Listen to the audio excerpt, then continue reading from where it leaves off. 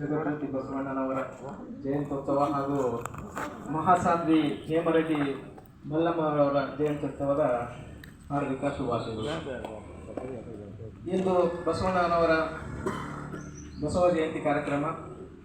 ಈ ಸಮಾರಂಭದ ಅಧ್ಯಕ್ಷ ಸ್ಥಾನ ವಹಿಸಿದಂಥ ನಮ್ಮ ಮಾನ್ಯ ಘಟಕ ವ್ಯವಸ್ಥಾಪಕರೇ ಹಾಗೂ ನನ್ನ ಆಡಳಿತ ಸಿಬ್ಬಂದಿಗಳು ಮತ್ತು ಹಾಗೂ ಆಡಳಿತ ವರ್ಗದಲ್ಲಿ, ಇಂದು ಬಸವಣ್ಣನವರ ಬಗ್ಗೆ ಹೇಳಬೇಕಂತಂದರೆ, ಬಸವಣ್ಣನವರು ಅವರ ಜನ್ಮ ಬಿಜಾಪುರ ಜಿಲ್ಲೆ, ಈಗಿನ ವಿಜಯಪುರ ಜಿಲ್ಲೆಯ ಬಸವನಬಾಗೇವಾಡಿ ತಾಲೂಕಿನ ಇಂಗ್ಲೇಶ್ವರ ಗ್ರಾಮದಲ್ಲಿ. ಅವರ ತಂದೆ ಮಾದರಸ, ತಾಯಿ ಮಾದಲಾಂಬಿಕಾ. ಅವರು ಬಾಲ್ಯದಲ್ಲಿ ಅವರು ಮಗುವಾಗಿ ಭೂಮಿಗೆ ಜನಿಸಿದಾಗ ಅವರಿಗೆ ಮಾತು ಮತ್ತು ಕಿರುಚಾಟ ಮಗು ಏನೂ ಒದ್ದಾಡ್ತಿರಲಿಲ್ಲ. ಆಗ ಜಾತವೇದ ಮುನಿಗಳನ್ನು ಕರೆದುಕೊಂಡು ಬಂದು ಅವರಲ್ಲಿ ಮಂತ್ರಘೋಷ ಮಾಡಿದಾಗ ಅವರಿಗೆ ಹುಡುಗ ಅಲ್ಲಾಡುವ ದೃಶ್ಯ ಕಂಡು ಬರುತ್ತದೆ. ಆಗಲೇ ವೇದ ಮುನಿಗಳು ಹೇಳ್ತಾರೆ, ಈ ಹುಡುಗ ವಿಶ್ವದಲ್ಲಿ ಒಂದು ಮಹಾಪುರುಷನಾಗಿ ಹೊರಹೊಮ್ಮುತ್ತಾನೆ ಅಂತ ಹೇಳಿದರು. ಬಸವಣ್ಣನವರು ಬಾಲ್ಯದಲ್ಲಿ 8 ವರ್ಷದವರಿದ್ದಾಗ ಅವರು ಬ್ರಾಹ್ಮಣ ವಂಶದಲ್ಲಿ ಜನಿಸಿದರು, ವೈದಿಕ ವೈಷ್ಣವ ಬ್ರಾಹ್ಮಣದಲ್ಲಿ ಜನಿಸಿದವರು. ಆಗ ಅವರು 8 ವರ್ಷದವರಿದ್ದಾಗ ಅಕ್ಕ ನಾಗಮ್ಮ ಅವರ ಅಕ್ಕನಿಗೆ ಅವರ ಬ್ರಾಹ್ಮಣ ಸಂಸ್ಕಾರ ಪ್ರಕಾರ ಜನಿವಾರ ಧಾರಣೆ ಮಾಡುವಾಗ ಪುರುಷರಿಗೆ ಮಾಡ್ತಿರ್ತಾರೆ.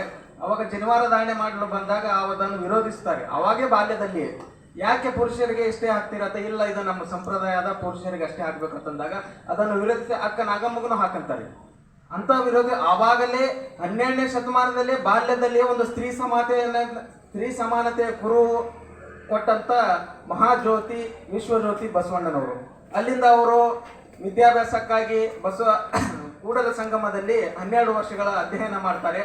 ಅಲ್ಲಿಂದ ಕಲ್ಯಾಣಕ್ಕೆ ಮಹಾಮಂತ್ರಿಯಾಗಿ ಬಿಜ್ಜಳನ ಆಸ್ಥಾನದಲ್ಲಿ ಪ್ರಧಾನಮಂತ್ರಿಯಾಗಿ, ಖಜಾಂಚಿಯಾಗಿ, ಕರುಣಿಕರಾಗಿ, ಪ್ರಧಾನಮಂತ್ರಿಯಾಗಿ ಕಾರ್ಯನಿರ್ವಹಿಸುತ್ತಾರೆ. ಇದು ಅವರ ಬಾಲ್ಯ, ಅವರು ನಡೆದು ಬಂದ ದಾರಿ ಮತ್ತು ರಾಜನ ಆಸ್ಥಾನದಲ್ಲಿ ಪ್ರಧಾನಮಂತ್ರಿ. ಬಸವಣ್ಣನವರು ಅನುಭವ ಮಂಟಪವನ್ನು ಕಾಣ್ತಾರೆ. ಆಗಿನ ಅನುಭವ ಮಂಟಪ 12ನೇ ಶತಮಾನದಲ್ಲಿ ಇದ್ದಂಥ ಅನುಭವ ಮಂಟಪ ವಿಶ್ವದಲ್ಲಿಯೇ ಪ್ರಥಮ ಸಂಸತ್. ಅಂತ ಒಂದು ಕೊಡುಗೆ ಕೊಟ್ಟಂತ ಕರ್ನಾಟಕದ ಕೀರ್ತಿ, ಅದು ಉತ್ತರ ಕರ್ನಾಟಕದಲ್ಲಿ ನಮ್ಮಲ್ಲಿ ಒದಗಿ ಬಂದಂತ ಒಂದು ನಮ್ಮ ಸುದೈವ. 12ನೇ ಶತಮಾನದಲ್ಲಿ ಬಸವಣ್ಣನವರು ಅನುಭವ ಮಂಟಪ ಕಟ್ಟಿದಾಗ 700ಕ್ಕಿಂತ ಹೆಚ್ಚು ಚಿಲ್ಲರೆ ಶಿವಶರಣ, ಅಂದ್ರೆ ಸುಮಾರು 700ಕ್ಕಿಂತ ಹೆಚ್ಚರು ಶರಣರು ಶಿವಶರಣರಿರ್ತಾರೆ. ಆವಾಗ ಸ್ತ್ರೀ ಸಮಾನತೆಯನ್ನು ಆವಾಗಲೇ ಪ್ರತಿಪಾದಿಸಿದವರು. ಈಗ ನಾವು 20ನೇ ಶತಮಾನದಲ್ಲಿ ಇದ್ದೇವೆ, ಸ್ತ್ರೀ ಸಮಾನತೆ ಬಗ್ಗೆ ಇನ್ನೂ ಹೋರಾಡ್ತಾ ಇದ್ದೇವೆ. ಆವಾಗ ಆ ಶರಣ ಸಂಪುಟ ಅಂತಿದ್ರು. ಈಗಿದ್ದ ಸಂಸತ್ ಸಭೆ ಮತ್ತು ವಿಧಾನಸಭೆ ಅಂತಿದ್ದ ಹಾಗೇ ಆಗಿತ್ತು. ಅದನ್ನೇ ನಿದರ್ಶನ ಮಾಡಿಕೊಂಡು ಇವತ್ತು ಸಂಸತ್ ಸಭೆ ವಿಧಾನಸಭೆ ಆಗಿತ್ತು. ಅಂದು ಸ್ತ್ರೀಯರಂದ್ರೆ ಅಕ್ಕ ಮಹಾದೇವಿ, ಐದಕ್ಕಿ ಲಕ್ಕಮ್ಮ, ಇವು ಎಲ್ಲ ವರ್ಗದ ಸಮಾಜ, ಹಳ್ಳಯ್ಯ, ಮೋಳಿಗೆ ಮಾರಯ್ಯ, ನೂಲಿಗೆ ಚಂದ, ಇವರೆಲ್ಲ ಶಿವಶರಣರಿದ್ದರು. ಬಸವಣ್ಣನವರು ಸಮಾಜ ಸುಧಾರಕರು ಮತ್ತು ಕವಿಗಳು ಮತ್ತು ವಚನಗಳನ್ನು ಬರೆದಂಥವ್ರು. ಅವರ ಬಗ್ಗೆ, ಬಸವಣ್ಣನವರ ಬಗ್ಗೆ ಇವತ್ತು ಜಯಂತ್ಯೋತ್ಸವ ಮಾಡ್ತೀವಿ, ಅವ್ರ ಬಗ್ಗೆ ವಿಚಾರವನ್ನು ತಿಳ್ಕೊಬೇಕಂದ್ರೆ ಬಸವಣ್ಣವ್ರ ಜಯಂತಿ ಮಾಡಿದ ಇಷ್ಟಕ್ಕೆ ವಿಚಾರ. ಬಸವಣ್ಣನವರು ಜಾತಿ ತಾರತಮ್ಯವನ್ನು ಹೋಗಲಾಡಿಸಲು ಸತತ ಪ್ರಯತ್ನಿಸಿದರು. ಪ್ರತಿಯೊಂದು ಕಾಯಕದ ಬಗ್ಗೆ ಹೇಳಿದರು. ಒಂದೇ ಒಂದು ವಚನ ನಮ್ಮ ಬಸವಣ್ಣನವರು ತಿಳ್ಕೊಂಡು ನಾವು ನಮ್ಮ ಜೀವನ ಸಾರ್ಥಕ. ಕಳಬೇಡ, ಕೊಲಬೇಡ, ಹುಸಿಯ ನುಡಿಯಲೇಬೇಡ, ಅನ್ಯರಿಗೆ ಅಸಹ್ಯ ಪಡಬೇಡ, ಇದಿರು ಹಳೆಯಲೇಬೇಡ, ತನ್ನ ಬಣ್ಣಿಸಬೇಡ ಅಂತೇಳಿ ನಮ್ಮ ಬಸವಣ್ಣನವ್ರು ಹೇಳಿದರು. ಕಳವು ಮಾಡಬಾರ್ದು, ಕೊಲೆ ಮಾಡಬಾರ್ದು, ಮತ್ತೊಬ್ಬರು ತೆಗಳಬಾರ್ದು, ಎಲ್ಲ ಪ್ರತಿಪಾದವು. ನಡೆ ನುಡಿ ಬಗ್ಗೆ ಹೇಳಿದರು. ನಡೆ ನುಡಿ ಬಗ್ಗೆ ಒಂದು ವಚನ, ನುಡಿದಂತೆ ನಡೆಯಬೇಕಂತ ಹೇಳಿದರು. ನುಡಿದರೆ ಮುತ್ತಿನ ಹಾರದಂತಿರಬೇಕು, ನುಡಿದರೆ ಮಾಣಿಕ್ಯದ ದೀಪ್ತಿ ಅಂತಿರಬೇಕು, ನುಡಿದರೆ ಸ್ಫಟಿಕದ ಸಲಾಕೆ ಅಂತಿರಬೇಕು, ನುಡಿದರೆ ಲಿಂಗ ಮೆಚ್ಚಿ ಹೌದೌದೆನ್ನಬೇಕು. ಇಂತಹ ವಚನಗಳು ಅವರು ನಡೆ ನುಡಿ ಬಗ್ಗೆ, ಕಾಯಕದ ಬಗ್ಗೆ ಅವರು ಕಾಯಕದಲ್ಲಿ ನಿರತನಾದಡೆ ಗುರು ಭಕ್ತನಾದರೂ ಮರೆಯಬೇಕು, ಲಿಂಗ ಪೂಜೆ ಆದರೂ ಮರೆಯಬೇಕು, ಜಂಗಮ ಮುಂದಿದ್ದರೂ ಹಂಗ ತೊರೆಬೇಕು. ನಾವು ಕೆಲಸ ಮಾಡ್ತಿದ್ರೆ ಅಂದ್ರೆ ನಿಷ್ಠೆಯಿಂದ ಮಾಡ್ಬೇಕಂತಿರೋ ಕಾಯಕವೇ ಕೈಲಾಸ ಅಂದ್ರು. Work is worship. ಬಸವಣ್ಣನವರ ವಿದೇಶದಲ್ಲಿಯೂ ಲಂಡನ್ದಲ್ಲಿ ಅವರ ಪ್ರತಿಭೆ, ಜಗತ್ತಿನಲ್ಲಿ ನಮ್ಮ ಭಾರತದ ಮತ್ತೊಬ್ಬರ ಪ್ರತಿಮೆ ಆಗಿದ್ದಂದ್ರೆ ಬಸವಣ್ಣನವರು ಒಬ್ಬರೇ. ಅದಕ್ಕೆ ಜಗಜ್ಯೋತಿ ವಿಶ್ವಗುರು ಅನ್ನೋರು. ಅವರ ವಚನಗಳು ಇಂಗ್ಲಿಷ್ಗೆ ತರ್ಜುಮೆ ಆಗ್ಯಾವ. ಮತ್ತೆ ಜಾತಿ ವ್ಯವಸ್ಥೆ ಬಗ್ಗೆ ಹೋರಾಡಿದರು. ಹರಿಜನರ ಉದ್ಧಾರಕ್ಕಾಗಿ ಹೋರಾಡಿದರು. ಅಂದು 12ನೇ ಶತಮಾನದಲ್ಲಿ ಬಸವಣ್ಣನವರು, 20ನೇ ಶತಮಾನದಲ್ಲಿ ಅಂಬೇಡ್ಕರ್ ಅವರು, ಬುದ್ಧರು. ನಾವು ಪುರಾಣ, ಭಗವದ್ಗೀತೆ ಓದೋದಕ್ಕಿಂತ ಬಸವಣ್ಣನವರ ವಚನಗಳು ಮತ್ತು ಭಾರತದ ಸಂವಿಧಾನ ಕೊಟ್ಟ ಬಾಬಾ ಸಾಹೇಬ್ ಅಂಬೇಡ್ಕರ್ ಸಂವಿಧಾನವನ್ನು ಅರ್ಥಕೊಂಡು ನಡೆದ್ರೆ ನಮಗೆ ಯಾವ ಧರ್ಮ ಜಾತಿ ಅದು ಬೇಕಾಗಿಲ್ಲ. ಇವು ಅರ್ಥಕೊಂಡಂದ್ರೆ ಮಾನವ ಜನ್ಮ ಎಲ್ಲ ಸಾರ್ಥಕ ಆಗ್ತದೆ. ಈಗಿನ ರಾಜಕೀಯ ವ್ಯವಸ್ಥೆಯಲ್ಲಿ ಅಂತ ನೀವತ್ತು ನೋಡಿದ್ರೆ ಅದು ಮಾತಾಡೋದು ಅವಶ್ಯಕತೆ ಇಲ್ಲ. ಅದಕ್ಕೆ ಯಾವಾಗಲೂ ಮಾರು ಹೋಗಬೇಡಿ. ಸಹೋದರತೆ, ಸಹಬಾಳತ್ವೆ, ಜಾತಿ ಬಗ್ಗೆ ಅವರು ಒಂದು ಹೇಳ್ತಾರೆ. ಜಾತಿ ಕುಲದಿಂದ ಜಾತಿ ಬಂತು. ಕಾಶಿ ಕಮ್ಮಾರನಾದ, ಬೀಸಿ ಮಡಿವಾಳನಾದ, ಹಾಸ ನಿಕ್ಕಿ ಸಾಲಿಗನಾದ, ವೇದವನೋದಿ ಹಾರುವನಾದ, ಕರ್ಣದಲ್ಲಿ ಜನಿಸಿದವರುಂಟೆ ಜಗದೊಳಗೆ. ಆವಾಗಲೇ ಹೇಳಿದ್ರು ಬಸವಣ್ಣನವರು. ಕಾಶಿ ಕಂಬಾರ ಆದರು, ಕಮಣ ಬಡಿತಿದ್ರು. ಬೀಸಿ ಮಡಿವಾಳನಾದ, ಅಗಸರ ಅನ್ನೋದು ಇದು ಆಗ್ತದ, ಮಡಿವಾಳರಾದರು.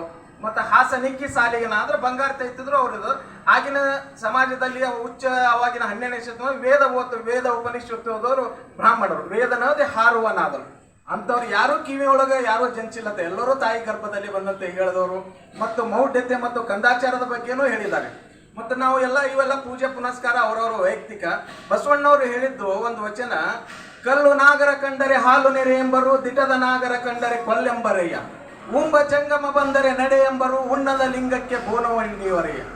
ಇಂಥ ವಚನ. ಕಲ್ಲು ನಾಗರ ಕಂಡರೆ ನಾವು ಹಾಲು ನೆರ್ತೀವಿ. ಅದೇ ಒಂದು ನಮ್ಮ ಮನೆಗೆ ಯಾರಾದರೂ ಬಂದ ಸ್ವಲ್ಪ ಹಸಿವಿನಿಂದ ಬರ್ತಂದ್ರೆ ಏನಾರು ಊಟ ಕೊಡು ಅಂದ್ರೆ ಮುಂದಿನ ಮನೆಗೆ ಹೋಗತ್ತಿರ್ತೀವಿ. ಅವೆಲ್ಲ ನಾವು 12ನೇ ಶತಮಾನದಲ್ಲಿ ವಚನಗಳ ಮೂಲಕ ಪ್ರತಿಪಾದಿಸಿದಂಥ ಬಸವಣ್ಣನವರು ಸಮಾಜ ಸುಧಾರಕರು. ಮತ್ತು ಅವರು ಇನ್ನೊಂದು ಆಚಾರ ವಿಚಾರದ ಬಗ್ಗೆ ಹೇಳಿದರು. ದೇವಲೋಕ ಮರ್ತ್ಯಲೋಕ ಬೇರಿಲ್ಲ ಕಾಣಿರೋ, ಸತ್ಯವ ನುಡಿಯುವುದೇ ದೇವಲೋಕ, ಮಿಥ್ಯವ ನುಡಿಯುವುದೇ ಮರ್ತ್ಯಲೋಕ, ಆಚಾರವೇ ಸ್ವರ್ಗ, ಅನಾಚಾರವೇ ನರಕ. ಇವೆಲ್ಲ ಒಂದೊಂದು ವಚನಗಳು ನೀವು ಎಲ್ಲರೂ ನಾವು ಅರ್ಥಕೊಳ್ಳಬೇಕು. ಇದನ್ನು ಅರ್ಥ ನಡೆದರೆ ನಮ್ಗೆ ಭಾಳ ಸಾರ್ಥಕ ಆಗ್ತದ. ಯಾವ ಈ ಸಮಾಜದಲ್ಲಿ ತಾರತಮ್ಯ, ಜಾತೀಯತೆ ಅದನ್ನು ಬಹಳವಾಗಿ ಖಂಡಿಸಿದವರು ಬಸವಣ್ಣನವರು. ಆಗಿನ ಕಲ್ಯಾಣ ಕ್ರಾಂತಿ ಆಯ್ತು, ಬಸವಣ್ಣನವರು ಕಲ್ಯಾಣ ಕ್ರಾಂತಿ ಆಯಿತು. ಬಸವಣ್ಣನವರ ಕಲ್ಯಾಣ ಕ್ರಾಂತಿಗೆ ಕಾರಣ ಅಂದಿನ 12ನೇ ಶತಮಾನದಲ್ಲೇ ಮಧುವರಸ ಹಳ್ಳೆಯನ ಮಗಳನ್ನು ಮದುವೆ ಮಾಡಿದ್ರು. 12ನೇ ಶತಮಾನದಲ್ಲಿ ಜಾತಿ ವ್ಯವಸ್ಥೆ ಹೇಗಿದ್ದಿರ್ಬೋದು. 20ನೇ ಶತಮಾನದಲ್ಲಿ ನಮ್ಮ ಬಾಬಾ ಸಾಹೇಬ್ ಅಂಬೇಡ್ಕರ್ ಅವ್ರಿಗೆ ಅವ್ರು ಓದಲು ಬಿಡಲಿಲ್ಲ, ನೀರು ಸಹಿತ ಹಾಕಲಿಲ್ಲ. ಅದಕ್ಕಿಂತ 800 ವರ್ಷಗಳ ಹಿಂದೆ ಆ ಜಾತಿ ವ್ಯವಸ್ಥೆಯಿಂದ ಹೋರಾಡಿದರು. ಅವರ